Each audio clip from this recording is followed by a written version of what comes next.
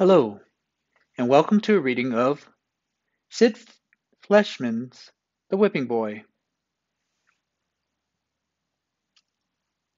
Chapter 1, in which we observe a hair-raising event. The young prince was known here and there, and just about everywhere else, as Prince Brat.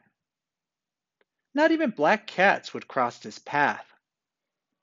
One night, the king was holding a grand feast. Sneaking around behind the lords and ladies, Prince Brat tied their powdered wigs to the backs of their oak chairs. Then he hid behind a footman to wait. When the guests stood up to toast the king, their wigs came flying off. The lords clasped their bare heads as if they'd been scalped. The ladies shrieked, "Ah!" Prince Brat, he was never called that to his face, of course, tried to keep from laughing. He clapped both hands over his mouth, but out it ripped. A cackle, and ha-ha-has, and hee-hee-hees. The king spied him, and he looked mad enough to spit ink. He gave a furious shout. "Fetch the whipping boy!" Prince Brat knew that he had nothing to fear. He had never been spanked in his life. He was a prince, and it was forbidden to spank, thrash, cuff, smack, or whip a prince. A common boy was kept in the castle to be punished in his place. "Fetch the whipping boy!"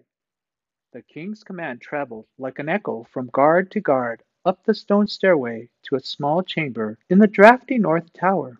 An orphan boy named Jemmy, the son of a rat catcher, roused from his sleep. He'd been dreaming happily of his ragged but carefree life before he'd been plucked from the streets and sewers of the city to serve as royal whipping boy. A guard shook him full awake. "On your feet, me boy!" Jimmy's eyes blazed up. "Ain't I already been whipped twice today? Gall! What's a prince done now? Let's not keep the great folks waiting, lad." In the main hall, the king said, "20 whacks!" Defiantly, biting back every yelp and cry, the whipping boy received the 20 whacks. Then the king turned to the prince. "And let that be a lesson to you." "Yes, papa." The prince lowered his head so as to appear humble and contrite. But all the while he was feeling a growing exasperation with his whipping boy. In the tower chamber, the prince fixed him with a scowl. "You're the worst whipping boy I ever had. How come you never bawl?"